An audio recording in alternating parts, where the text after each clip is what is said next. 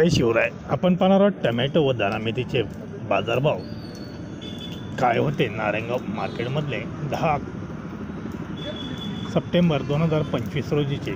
धना म्हणजे कोथिंबीरीला 101 रुपयापासून 2501 रुपये प्रति शेकडा असा बाजारभाव होता। आवक होती 2,59,700 जुड्यांची।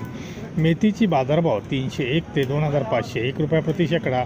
आवक होती 1,14,000 जुडी। शेपू 301 ते 1,401 असा बाजारभाव होता। आवक होती 52,700 जुडा।